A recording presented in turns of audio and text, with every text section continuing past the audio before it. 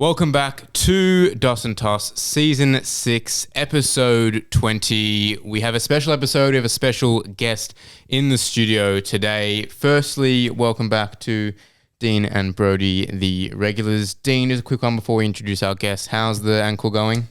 Yeah, tracking nicely. Still on the crutches, but this time next week I should be off crutches and weight bearing, which is exciting to see the progress, but yeah, it's a long injury, much worse than I first thought. Not sure how Zach Butters plans on playing in the next 6 weeks, but yeah, we'll see.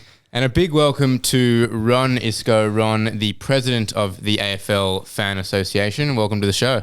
Thank you. Thank you for inviting me. Now, we met up, Dean and I, for coffee a couple of weeks ago. Maybe it was a month ago now. And honestly, I hadn't heard of the AFL FA, the Fan Association. I didn't know it really existed. Mm-hmm. But once we got chatting and started talking about it, it just made sense for you to come on the podcast because at the end of the day, what we're trying to do and what you're trying to do is similar things, just by different means. So tell us a little bit about what you do and what the AFL FA is. Sure, no problem. Well, about 2013, there was a group of guys that got together at a pub and decided that the fans should have a voice. Now, I wasn't part of that original meeting. It was in a pub. It's your typical passionate footy fans that felt that the AFL were taking advantage of fans and that really no one talks on behalf of fans. So after they established the AFL Fans Association back in 2013, then they sort of opened it up. I think I saw it on Facebook and said, anyone that's interested to help the Fans Association, come to the pub on such and such a day. So I saw it and I went down there and I liked what they were talking about and I joined and became a committee member. And I joined around 2014, had a role of the treasurer, not that we have much money because we're a volunteer organisation, and then stayed on the committee and we kept on doing things that were helping fans, giving fans a voice. Slowly but surely the media started to talk to us, and then over the years, more of the media have respected our voice because our voice is actually the fans' voice. And we have built a following of around 32,000 from social media and members of the Fans Association. There's no cost to join. And we do surveys. We've been doing detailed surveys over the last 5 or 6 years. And we do ongoing polls on various questions and issues.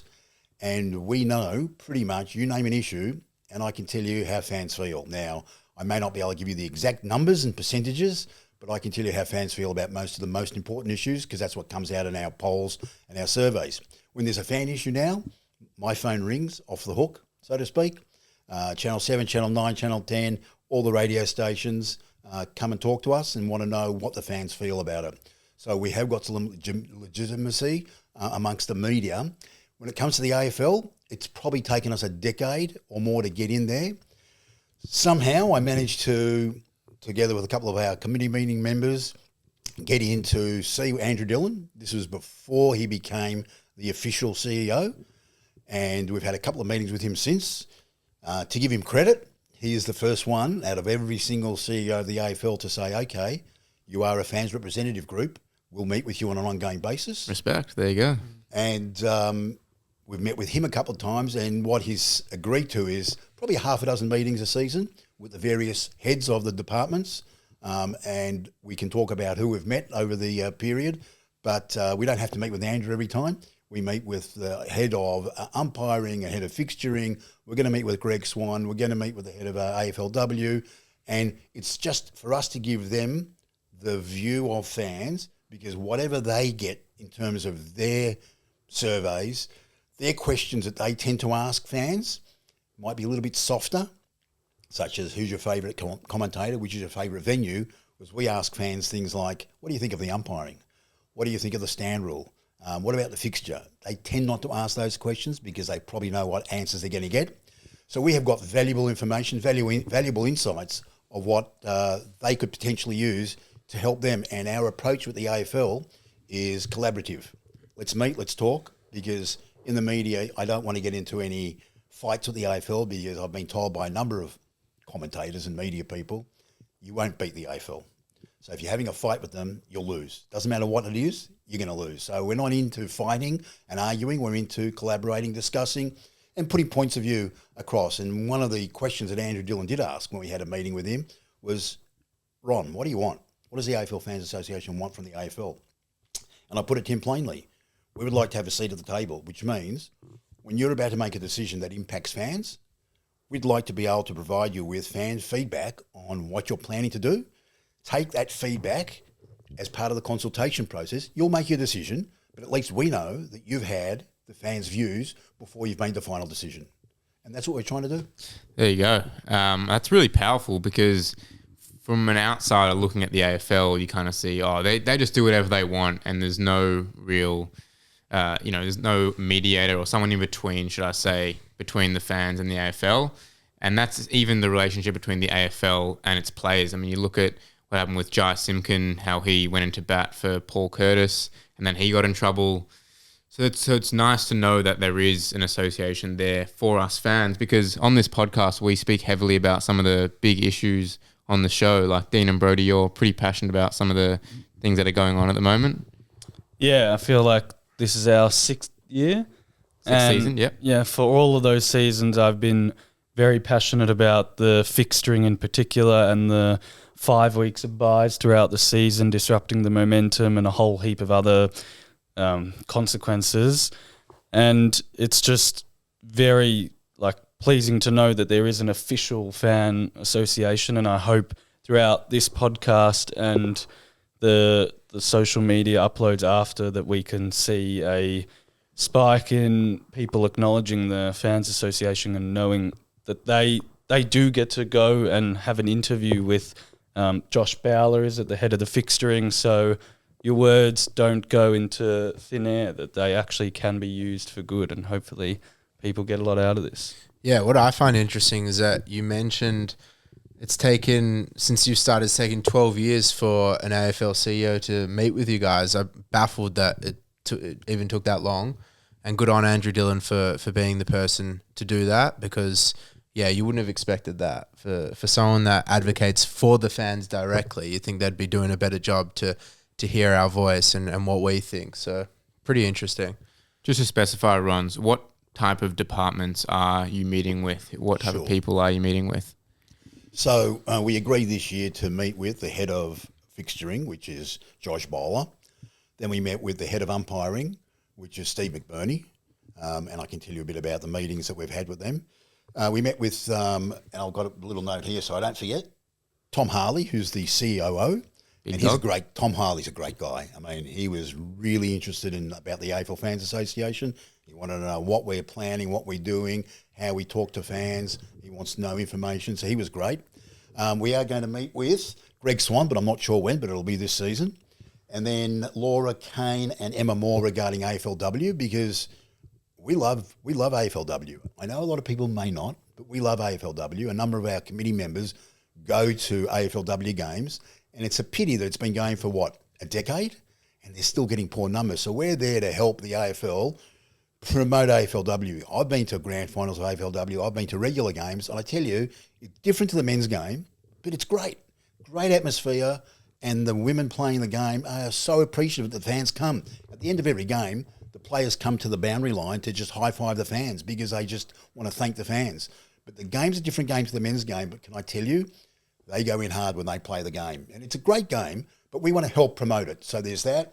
And then head of broadcasting, Laura Cranston, we haven't met her yet, and we just want to understand the broadcasters have a big say in the AFL, as we all know, and we just want to get a bit of understanding on getting the balance right between what the broadcasters want and what the fans want. And we understand that the broadcasters pay billions of dollars for the rights, got that, and the AFL got a tough decision to make, money coming in versus what fans want, and there's going to be conflicts, but have they got the balance right? And they're the sort of questions we ask. Have you got the balance right between what fans want in terms of tradition versus what the broadcasters want in terms of revenue? And that's one of the biggest issues that fans had in our last survey was, is the AFL too focused on generating revenue and forgetting what the fans want? Now, yes, we need to generate revenue so we can keep the prices of going to the football as low as possible. $27 for general admission, and for a family it's $54 at the MCG and Marvel. It's a bit more at other grounds, But their argument will be if we don't get the dollars in, instead of a $27 general admission, it could be $50 general admission. So we understand they need the money to come in, but it's just about the balance. They're the sort of discussions we have when we meet with them is who's there advocating for fans when you have your meetings? Yeah, it's you're right. Like I don't know what other in other meetings where would there be a fan voice? I'm not too sure. So I guess it has to be the AFL Fan Association. It has to be someone who represents the fans. And when you go into these meetings, are you bringing in data? Like I know you do your polls and you got your following on Facebook. What type of information are you bringing to the departments? And then what type of feedback are you getting back from them? Sure. So when we had the meeting with Josh Bowler, we provided him with some comments. We just did a poll probably a week before the meeting with Josh, and we just provided him with about 20 comments from fans about the fixture, the floating fixture, the why 5 weeks of buys, opening round, wild card, all these things. And he read them, and he said, yep, I've heard all of them. He knows them. He knows fans aren't happy about the fixture. He knows fans aren't happy about opening round, and he knows that fans don't particularly like 5 weeks of buys. So we put to him, well, why do you have them? What's the rationale? And his view is that for every decision they make, if they make a different decision, it's going to have different impacts. And so, for example, the 5 weeks of buys, we said to him, and the comments were, fans would just like 1 week of no footy to give everyone a buy. Or if you're going to have a buy, make it 2 weeks, but not 5. And what he was saying, and this is what he said, do I follow it exactly and do I agree with it? I don't know. But by having 5 weeks of buys, it gives the broadcasters flexibility and it gives the fixture more flexibility to have games and better games at the better times. And the 5-day breaks and the 6-day breaks aren't as big as an issue when you have less games and you can put them in different time slots. Now, did I follow exactly what he said? No. Did I understand it fully? No, because he just explained it briefly. But he said there's a rationale. And I said, well, Josh, what you really could do is be more transparent and let's explain it to fans.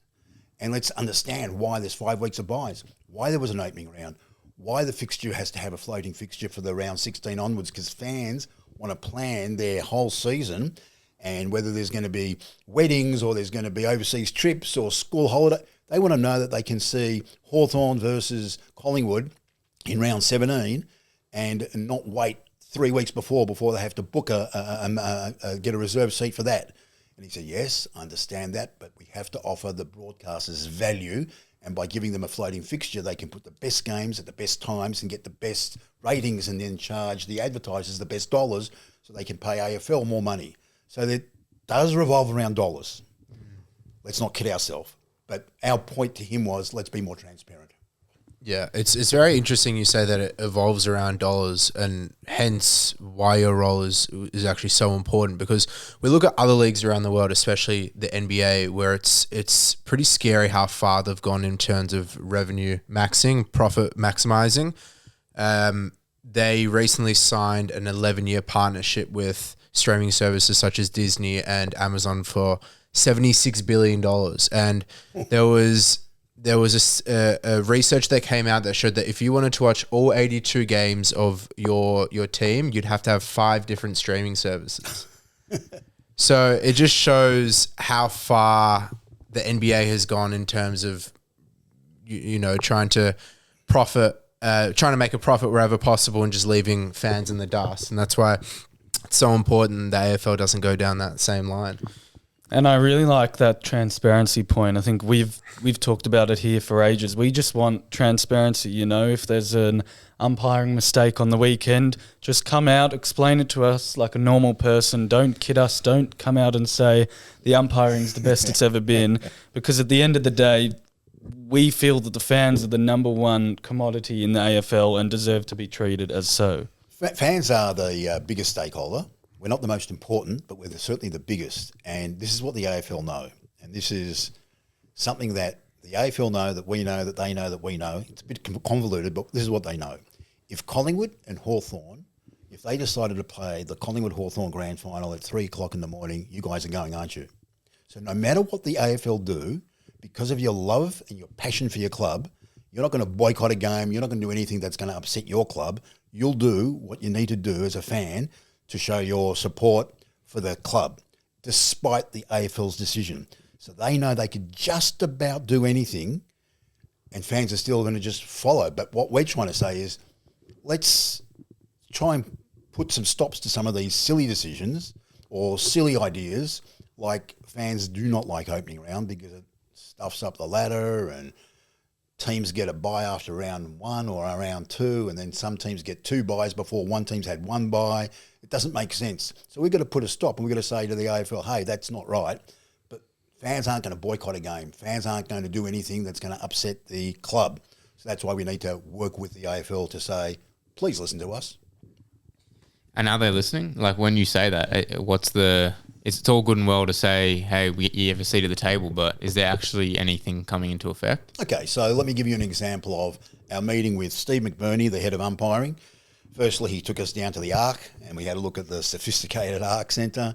And you might say, well, how sophisticated is it if they can't get rid of the howlers? They get rid of most of the howlers, but they do make mistakes. It's not perfect, but it's better than not having it at all. And the Gerard Whateleys that criticise the Arc every single time probably needs to ease up a bit because it just doesn't it doesn't make it easy for the umpires. So what Steve McBurney said is the umpires, they're just like a footy team. They get coached, they get developed. After every game, they're reviewed. They get their videos of the decisions they made, the right decisions, the wrong decisions, and the ones that they missed. And if they're out of form, the umpires, they get dropped. And every umpire wants to umpire the grand final. And you've got to be in good form as an umpire to umpire games during the season, to umpire finals, and to umpire the grand final. So they're coached and developed just like a footy team. So what we said to Steve, and he's really open about this, is that when mistakes are made, let's understand them. And why don't we do some kind of a podcast or some kind of a question and answer? And he said, we're actually doing something. And they've done through AFL social media a question and answer with an umpire about the holding the ball rule, stand rule, and I can't recall one other. And they're going to be putting that out on YouTube. And we said to them, to Steve, we'll help publicise it, we'll distribute it. And he said, terrific. So once it's ready, he's going to provide us with that link to push it out there to be more open. So what they do want to be is more open about how the umpires umpire, what the rules are, because I can guarantee you three guys that know about the stand rule, I can tell you don't know it fully, because when it was explained to me by Steve, I didn't know it. 10 metre exclusion zone, 5 metre exclusion zone. If you run into the exclusion zone, if you run out of the exclusion zone, do you have to stand, not stand? It's so difficult. And I just said, Steve, what you just explained to me, 99% of fans don't understand that. So we need to get out there and explain it. Yeah. I couldn't agree more with you. And yeah, it's good to know that the AFL are listening because I think, yeah, it's all good and well for us to come on podcast, for you to do your thing with the AFL FA and other fans to have their voices on socials. But if nothing's actually changing, then, you know, what's it all for at the end of the day? I asked some of our fans what they thought some of the biggest issues in the AFL was. A few expletives, I won't say them. The lack of clarity with the fans. There's inconsistency week to week with rules. Some say the AFL insurance for head injuries. I don't know if that has anything to do with the fans per se.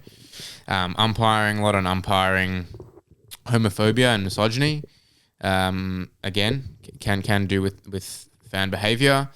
But yeah, a lot about umpiring. And we can go back to that. I know you started, but we saw on the weekend the umpiring mistake in the Hawthorn-Carlton game, and I think that was the worst mistake I've ever seen watching footy, because the umpire calls play on and then gives a 50-metre penalty when Adam Chera oversteps the mark, because the umpire baited him. It wasn't just a unfortunate mistake or a 50-50. The umpire actually baited him into giving away a 50-metre penalty. So clearly the fans aren't happy with the state of umpiring.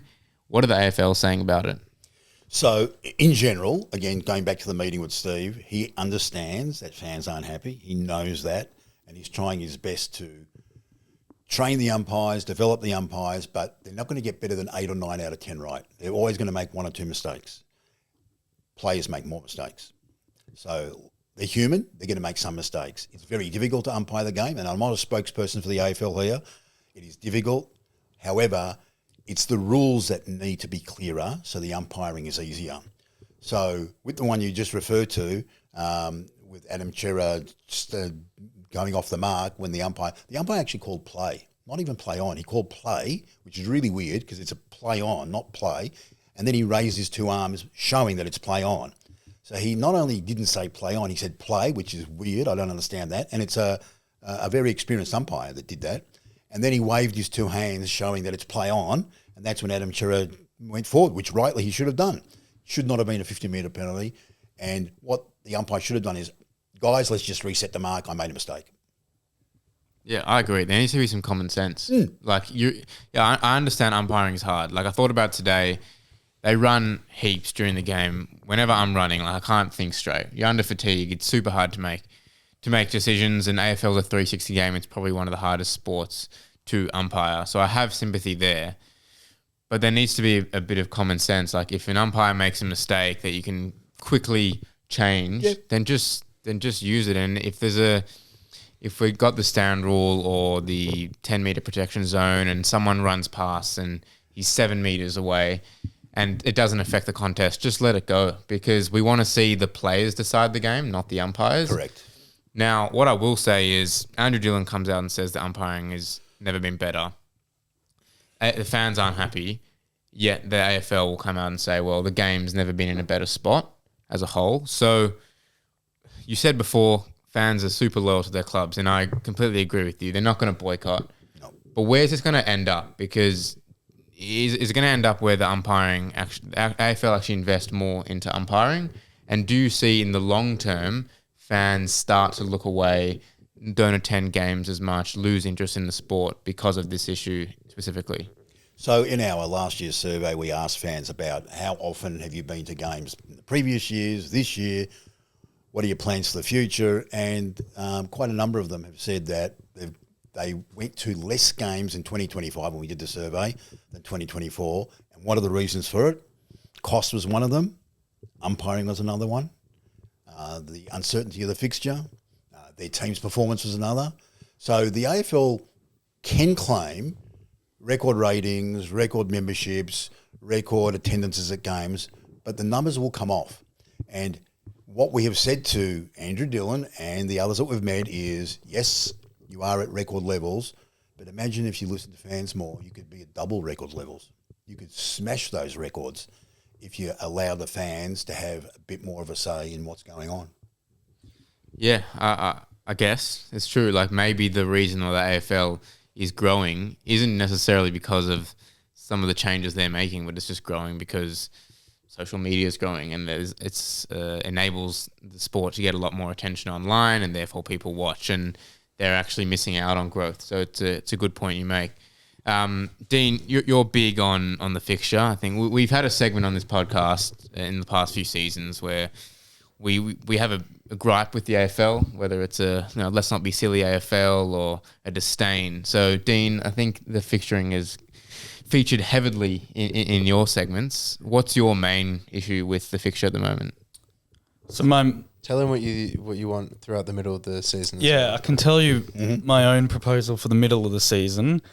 I think there should be 1 week where there's no AFL games.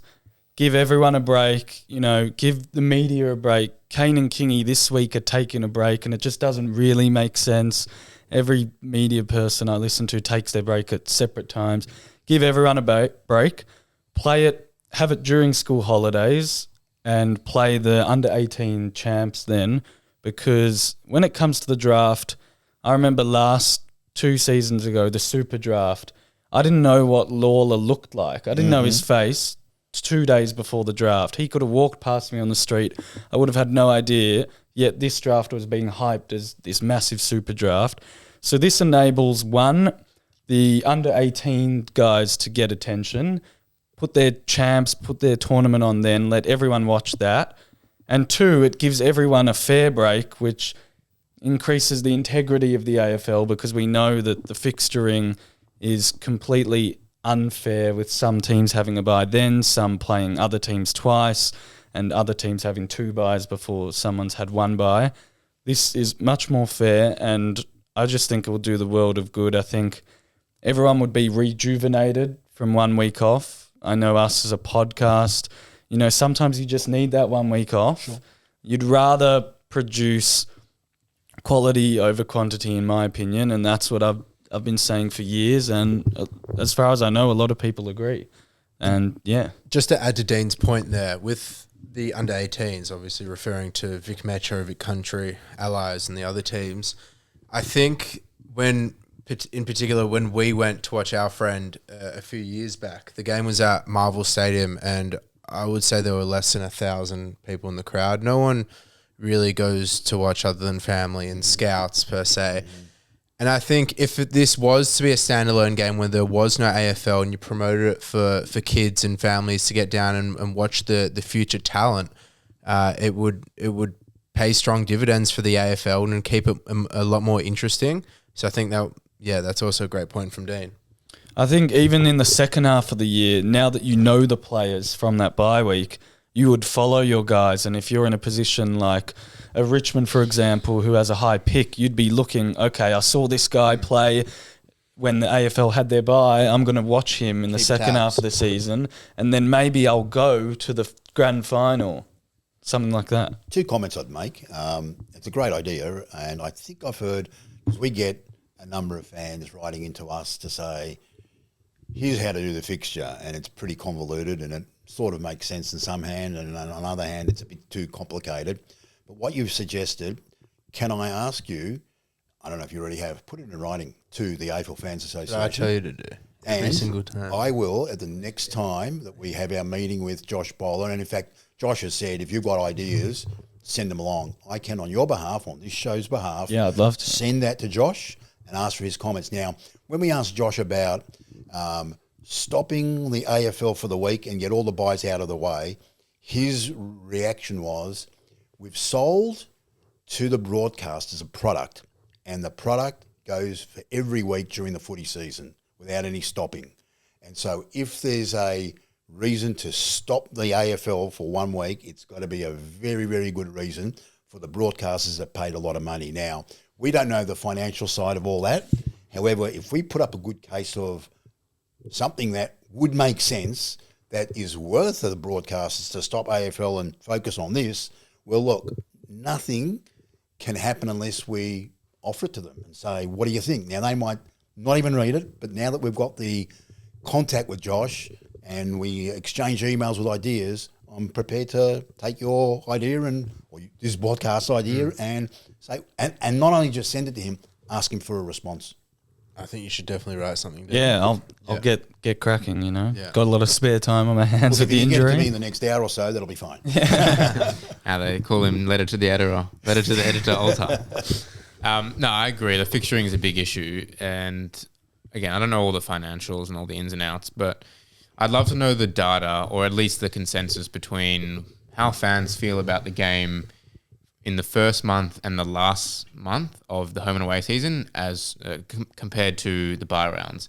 Because just from talking to friends during like the May, June, when the bye rounds are on, people aren't as interested in footy. I know it gets a bit colder and people are a little bit more closed and cold, but people just don't really care as much about footy. In the pre-season, there's all this hype and hope about your team. In the back end of the season, everyone's in the ladder predictor, who's going to make the finals.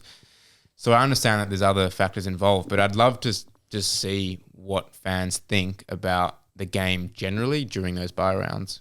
And that'll be actually a good question. So we're going to be putting our 2026 fan survey, which I hope you guys will distribute to your listeners. And we will ask that question. Put that in writing. Yeah, sure. Sure. And just so I will remember.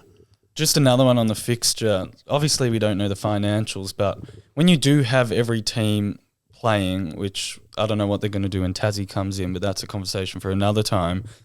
I know that AFL fantasy is a big part of the fans' experience, and my dad has done fantasy for 30 years. Wow. His league... They don't play during the bye rounds because it's so convoluted and it doesn't really make sense to have some players and not others, and it's not fair because you could be missing your stars and other people aren't. And that's 5 weeks. That's a long 5 weeks of no fantasy, and it does make a difference to the experience. And I know for us, like, we get frustrated with the the buy rounds affecting fantasy. And yeah, as much as it sounds a bit trivial, it definitely makes a difference. And I think more people would be invested if you just had a full round. Like, yeah, obviously we're not privy to the financials, but it is trivial, but there is a big audience. Like, there's a big audience that play AFL Fantasy, Supercoach, that switch off for those 4 or 5 weeks because it's too difficult, and it's hard to follow. There's too many players out. So as much as it is a small thing, and people may think, oh, who cares about fantasy? There's a big audience that follow it, so I think it's important. Look, fans care about different things. So some fans hate the music after every goal, and some fans love the music. I think it's trivial. I prefer the music to be, instead of at 82, maybe make it down to 4 volume level, because it is a bit loud. But I don't mind it, but others... So it's not trivial. Anything to do with the fan experience, we want to know about. There you go. Ron, if I were to ask you what the biggest issue is from the fans, like the feedback you're getting from your polls, what's the most significant reaction you get from your polls? It was at the start of the year, it was umpiring and all these rule changes, because fans keep on screaming out, just leave the rules alone. Don't change the rules.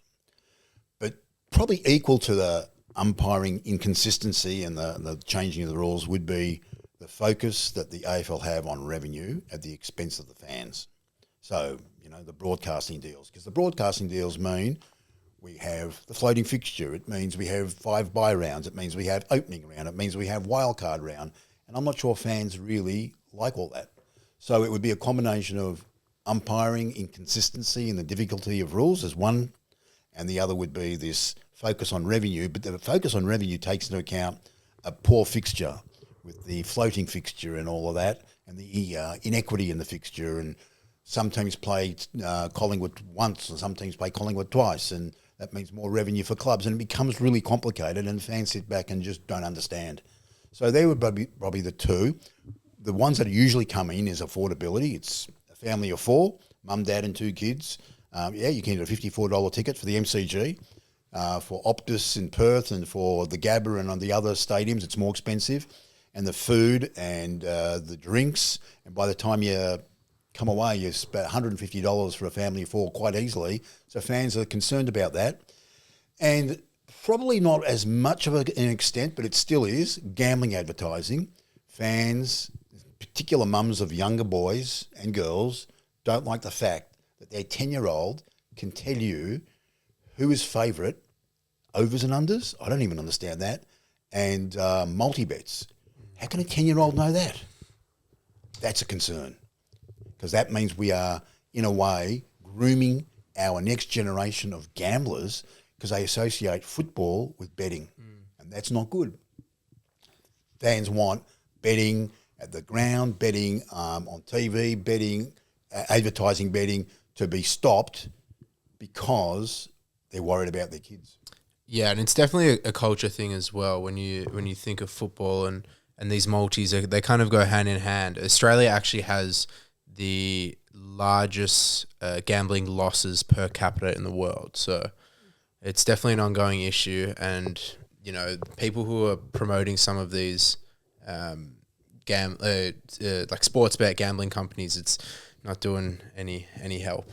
Yeah, I think it's a big issue, and just recently at work, I manage like the Footy Fan Network channels, like the campaigns that we get in, and we've got a VicGov campaign called the Dumb Thumb campaign.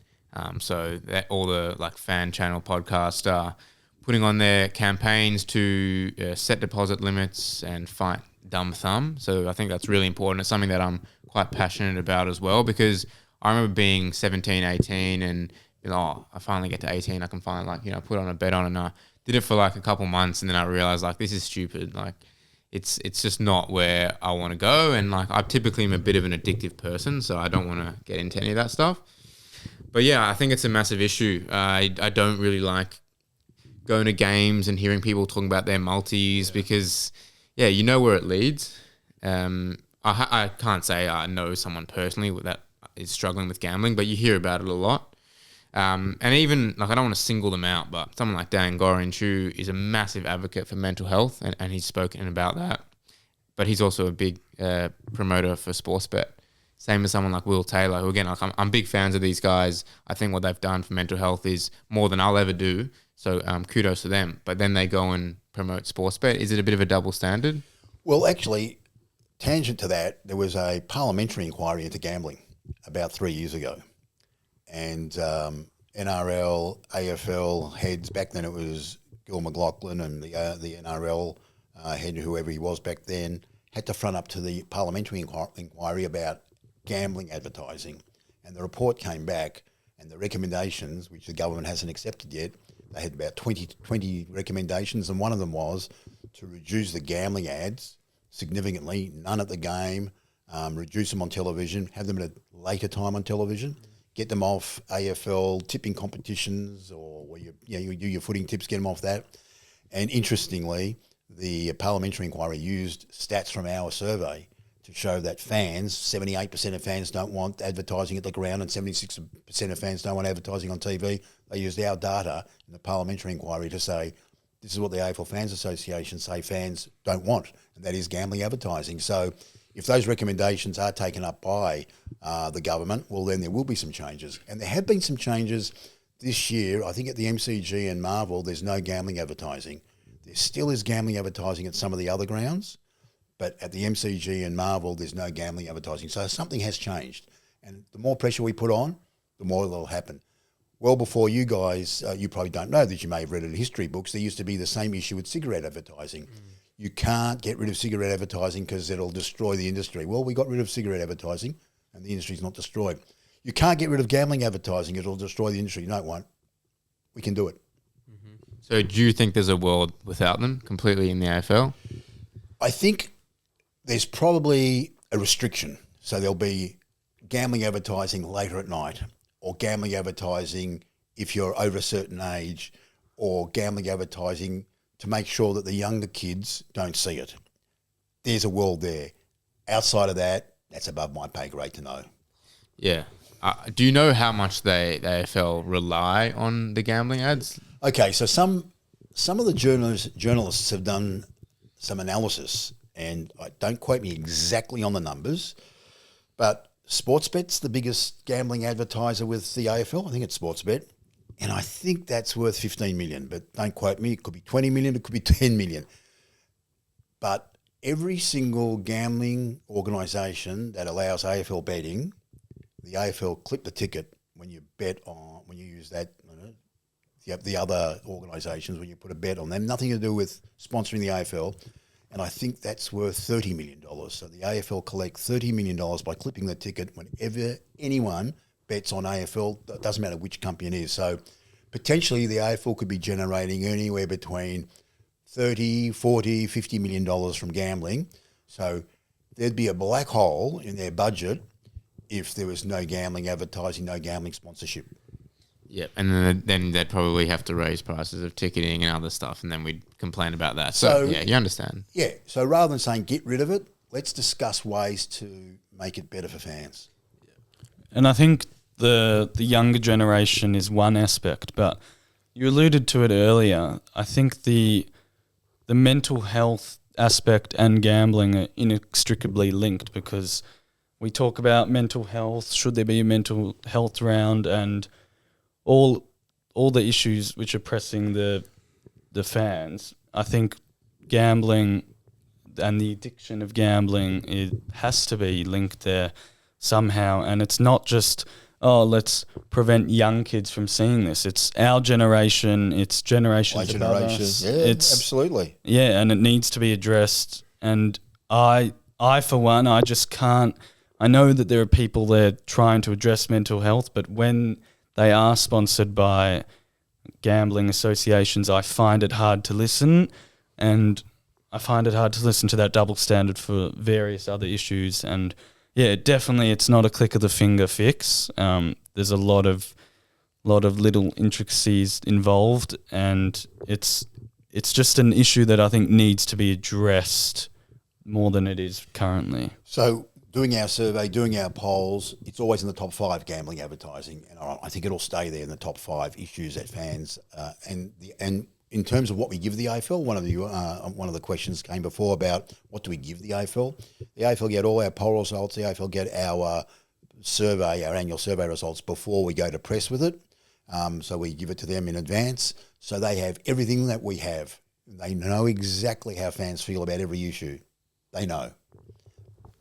There you go. Just quickly, wildcard round. What's been the feedback from there? Because I personally am a fan. I don't know what your personal opinion is, but what are the fans saying about wildcard? I refer to my notes. I know a lot of stuff.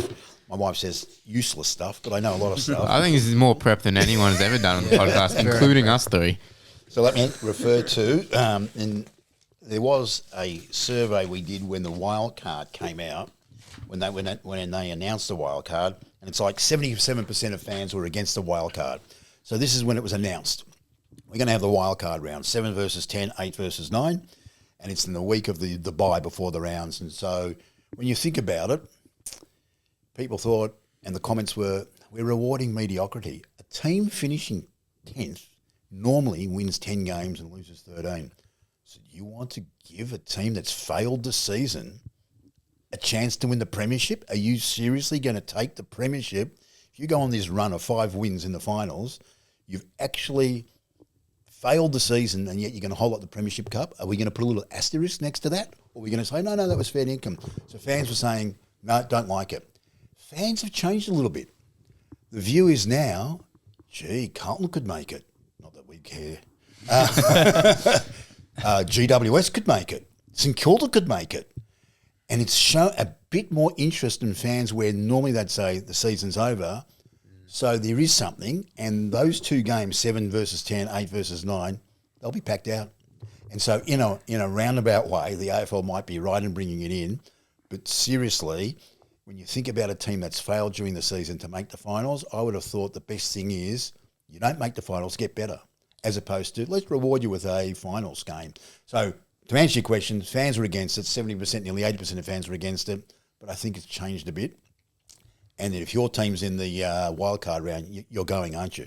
If Collingwood make it, 100%. they'll pack it out, won't they? And that's why I think so many people would change their mind on it once they actually see it in action for the first time.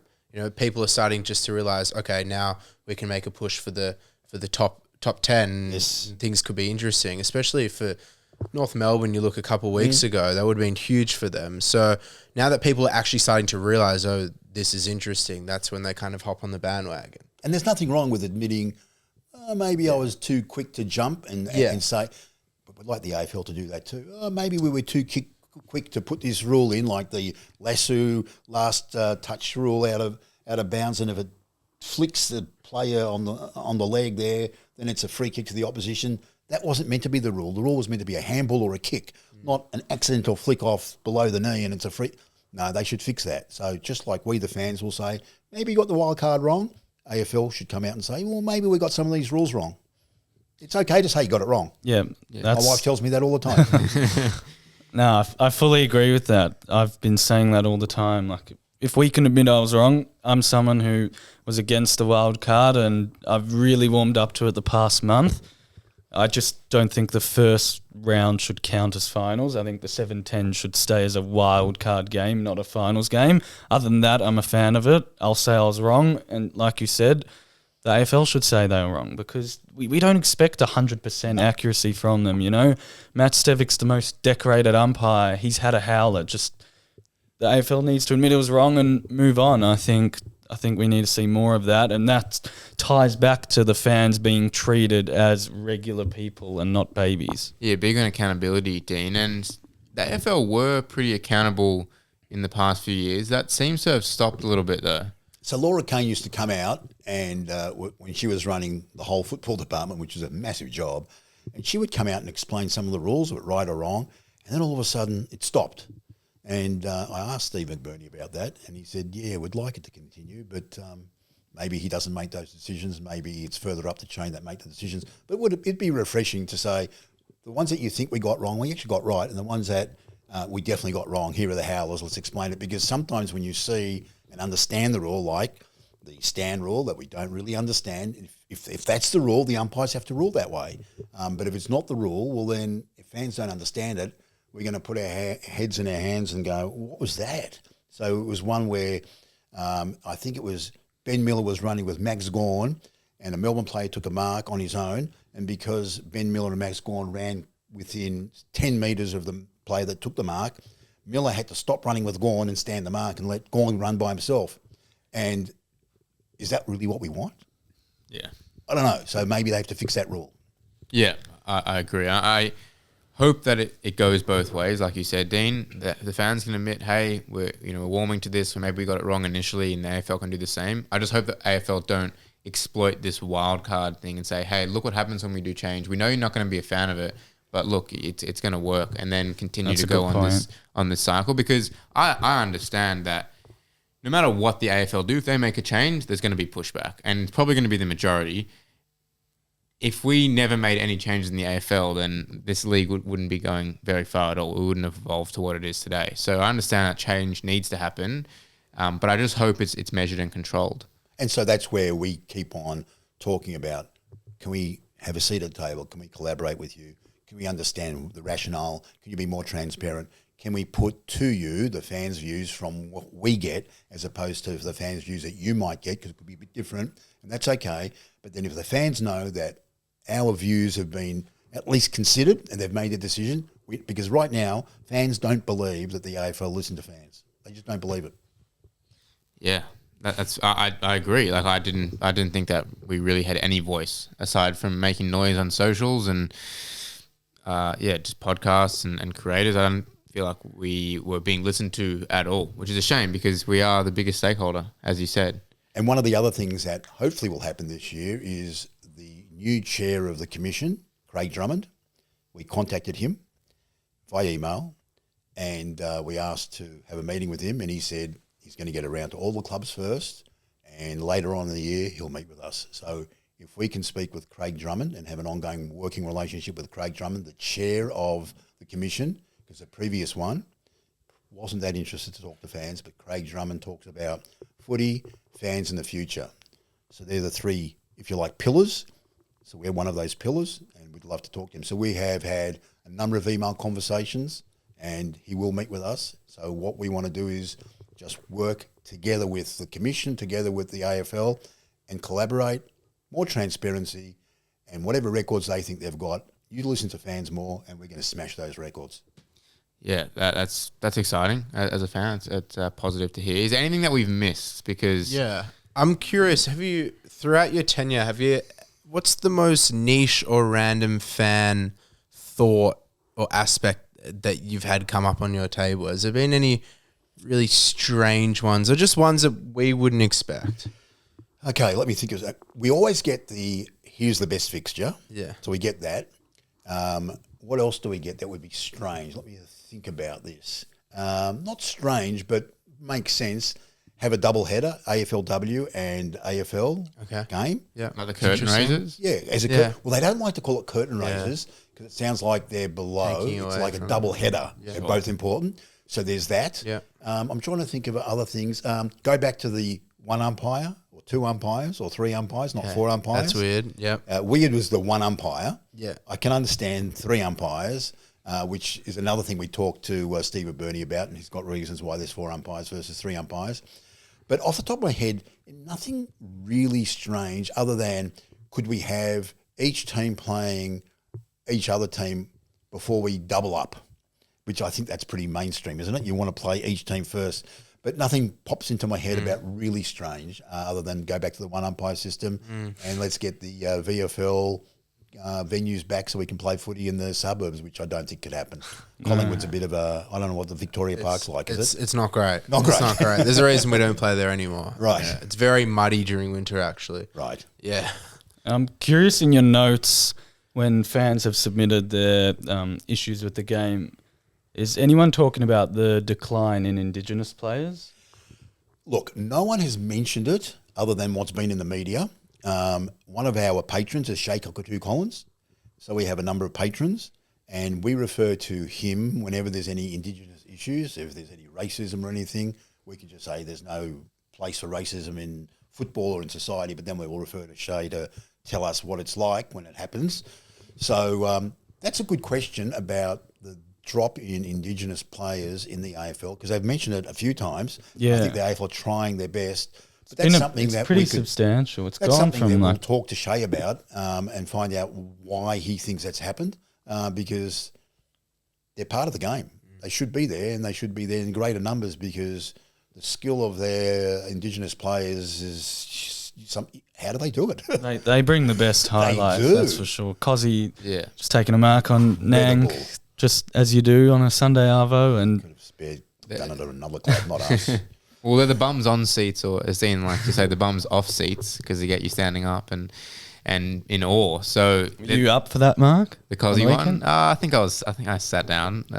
You could see it coming from a mile away. He was running, wasn't he? He was Yeah. by himself and he ran, and you could see it. Yeah. You could see that. I mean, Cozzy Pickett, Shea Bolton, two of the most Shea exciting Bolton players to watch at the moment. Weaves in and out. He did it at Richmond. I don't know why he left us.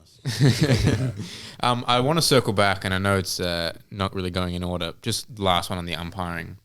There's a lot of push. I hear a lot from Kane Corns as well for umpires to become full-time. What are you hearing from the umpire department about that? Okay, so this is a little bit complicated, but hopefully I'll explain it as best as I can. And this is where, if we get Steve McBurney maybe on your podcast one day, or we could get him to just be more transparent and explain it. So this is what he explained to us about full-time versus not full-time. The umpires and the best umpires, and hopefully I don't upset anyone the way I explain this. The umpires that have professional jobs, such as accountants and lawyers and engineers and so on, have their work, and they also do umpiring, and they get paid pretty good money from their lawyering and accounting and engineering, plus they umpire. And for whatever reason, the decision-making by professionals, and this is not always the case, but generally speaking, professionals tend to have better decision-making under pressure. When you get non-professionals, and I'm not having a go at sparkies or carpenters or trade people, they earn what they earn, and if they're umpires, it's great too, but their decision-making under enormous pressure isn't as sharp. Now, I'm not saying that's the case for all. This is what he was explaining. So if you said, let's make the umpires full-time, those that have their professional and earn good money out there, plus the money they get from umpiring, if it was full-time, it wouldn't be enough for them. If umpiring was full-time, they wouldn't want to give up their professional job, earning big money, to be a full-time umpire, and it would cost a hell of a lot more for umpires, for the AFL to pay the umpires to get them to come across. And they don't want to be full-time umpires. They want to do their professional jobs together with umpiring. Whereas you might get and I'm picking on sparkies or carpenters, they might chuck in the tools and be a full-time umpire, and you may not get the best. Now, I may have mucked that up a little bit in terms of explaining it, but full-time umpires, you won't get the best ones, and there's no evidence to say just because you're full-time, you're going to make better decisions under the heat and under the pressure and under the speed. That's what he explained. He would do a better job of explaining it, but that's the gist of what he was saying. Well explained. Yeah. Well, it's fascinating insight, and I just think everyone should be privy to this. You know, Kane Corns should have that information before he just goes on and says, oh, umpires work 4 hours a week and they're never going to make good decisions. I think we need to consider the decisions as a whole, holistically, and that makes sense, in my opinion. And I think it makes sense that if most umpires wouldn't change to full-time no matter what job they have. And at the moment, them working maybe twice a week works for them, and we can look at other methods to make the umpiring better, such as simplifying the game rather than having them be full-time, because that's also an enormous expense for the AFL, I'd imagine. And just another observation, these umpires that obviously do not have it easy with their jobs, they're criticised weekly, and I think it's important for them to have an outlet, which is their work. So if they are umpiring full-time, there really is no outlet other than family and hobbies. So I think it's important that there is a balance, because otherwise it would do too much to them, I personally think. And the other thing that's important to understand and get the full picture of is 3 umpires versus 4 umpires. So we put it to Steve. Again, Steve was great. And he said 4 umpires means your best umpires are running less, can umpire until they're 50. You bring it back to 3 umpires, and those best umpires will have to retire at 42. or 45. So the question is, do you want 3 umpires and the best umpires retiring earlier, or do you want to have the best umpires out there till they're 50, training the inexperienced ones to make them better? And some of the inconsistency in the umpiring decisions on the field, again, they get 8 out of 10 right, and so maybe it's 7.5 out of 10 right, but you get the best umpires there for longer. And I thought, well, that's well explained. I understand that. Why don't you tell all the fans? What I'd like to. So there's more that we can do to push the AFL to be more transparent. But Steve might agree, but then further up the line, they might say, we don't have to tell the fans anything. And that's the problem. Is that also a reason they removed the bounce?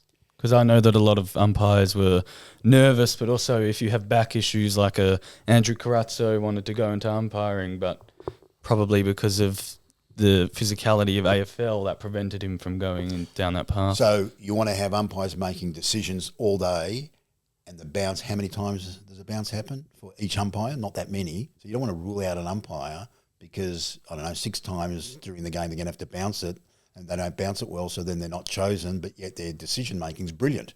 So that's part of it. There's more to it than meets the eye, and there's a lot that we, the fans, don't know, and I'm privy to it, but all fans should be privy to all this information. No, I like it. I'm really enjoying these discussions, fruitful, healthy discussions. I enjoy it, and it's good. It's really great insight from someone like yourself, because usually we'll bring up a topic and all we get back is question marks because we don't really know what's going on behind the scenes. So to have someone there speaking to the relevant departments is pretty cool. So I appreciate your insight. Let's wrap up with some predictions for the rest of the season, because Ron, I know you're talking about the issues of the game, but I know you're a big fan. The fanaticism is still in you. We're big Tigers, man. Look, I had to explain to my son when we were at the 2017 grand final, it took 37 years to get to the premiership, and it only taken him 17 years, and he was 17 at the time.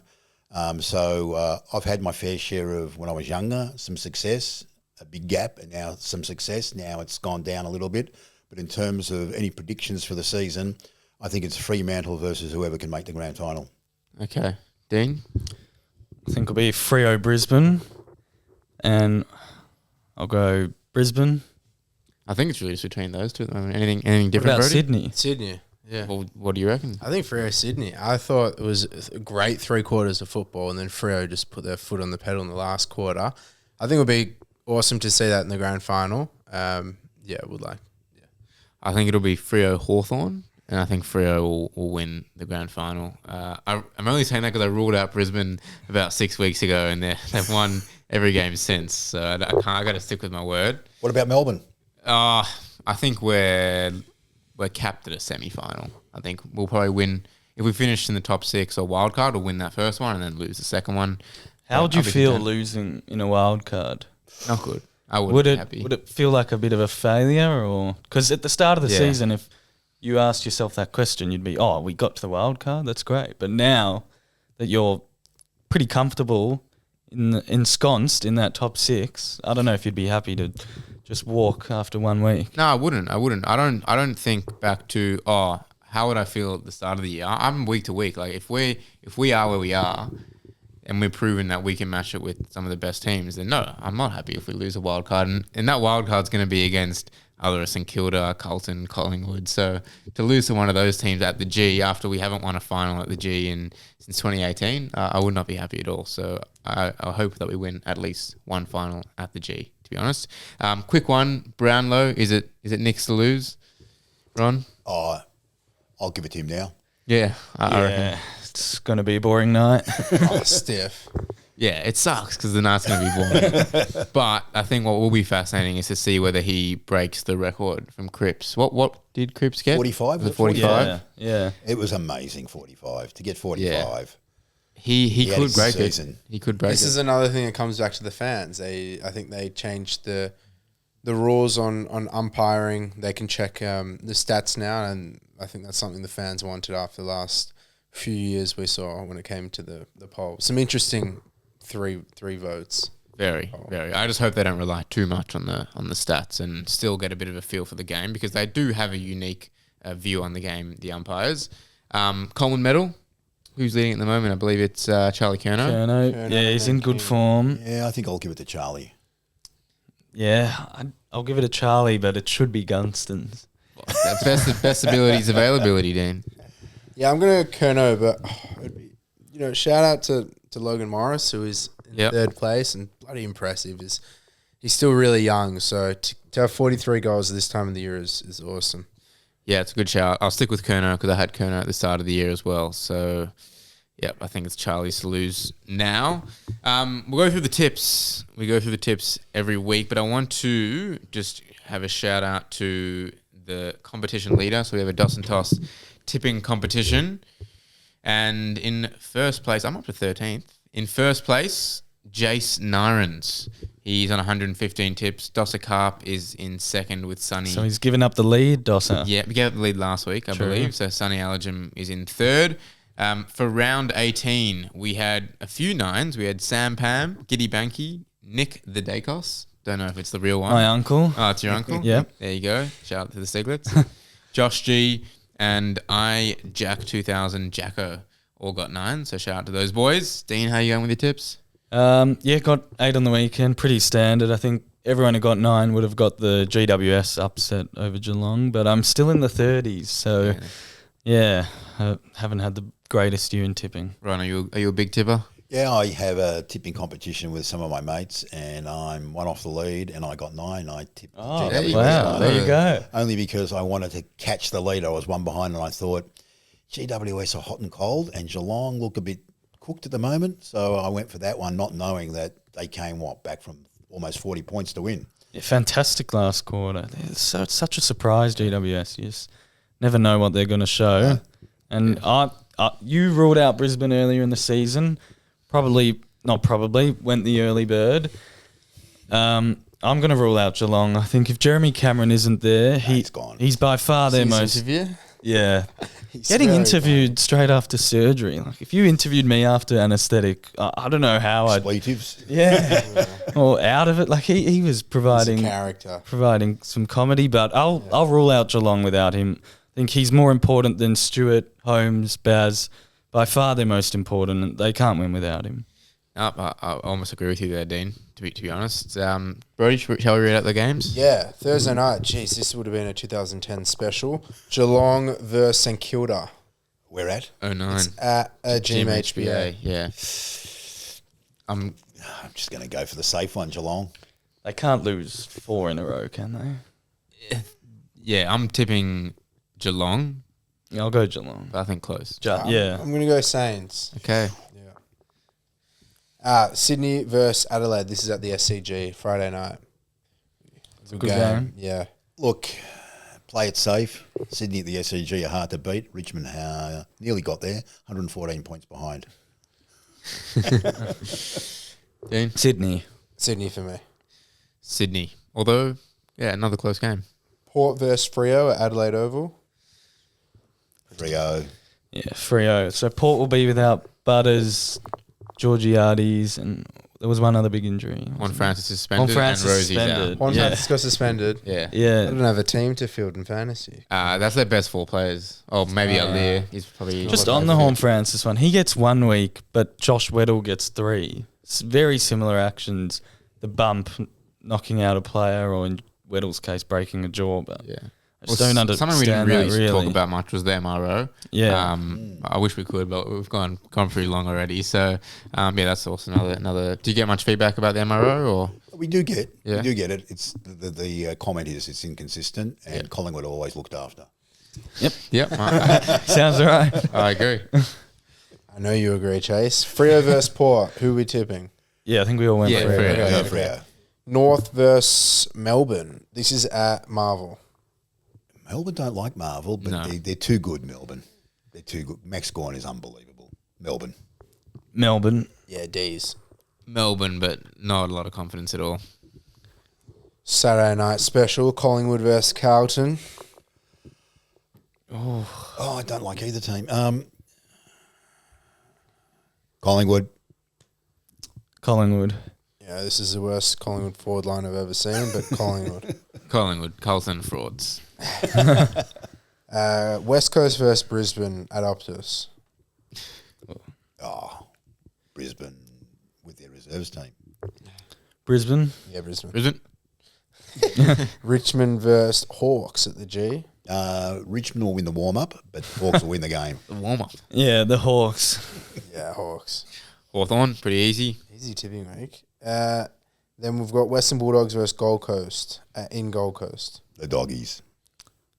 Gold Coast, surely. Really? Bulldogs. Yeah, I'm torn because I feel like Gold Coast have to win at some stage. Their coach wrote them off. I'm Said the starting. season's done. I'm They're to one feel win bad out for of them. the top 10. The season's Yeah, the coach did right. I That's saw bizarre. Dimar said we're done. I feel like I've gone too hard on Petrarca. Like he was crying like after the game. So Really? I'm starting to feel bad a little bit for them. But nah, I think the Dogs win. Unfortunately, last one. Do we need to go through it? Essendon versus GWS. Oh, Essendon We're is so at bad. Windy Hill. Marvel. No, if it was a 4:40 Windy on a Hill. Sunday. If it was a Windy Hill, maybe Essendon, but no. No chance I'm watching this. Essendon want the number 1 draft pick, so Essendon will lose whoever they play. Yeah, I don't even know if Essendon have reached rock bottom. Like, I fear the stats could get worse. It was 115-13 at one point on the weekend. I reckon GWS could be worse. GWS. Yeah, GWS. Giants, and I wonder if Essendon are going to drop Zach Merritt, or I don't know what they're going to do with him because him and Darcy Parish and Ridley, they're out the door completely. I don't know. Do you play them just to keep their value? But Here's a question for you guys: will Yeah. James Hird coach Essendon? I don't think so. No. Not the right decision, but he might. I think the longer we go on without hearing a word about them and ruling out Hurd, I think the more likely it becomes. Matthew Lloyd was on one of his shows saying he's warming to James Hird, not so much the coaching aspect, but bringing and getting the unity back because the club's just in disarray, and James Hird's the one to get them back together as one club, as opposed to whatever they are now, and he can't explain it. But won't surprise me if James Hird coaches. Yeah, there you go. Ron, thanks for coming on. Really appreciate the chat. Honestly, really, really enjoyed talking through some of those big issues, and it's great to know a little bit more about the AFL Fan Association, and I'm sure the listeners will think the same thing. So, yeah, appreciate giving Thank us you time. for having me, and if your listeners want me to come back, I'm happy to come back, maybe not next week, but maybe next time. Happy to do it. Thank you, Ron. Awesome. Thank you. Peace.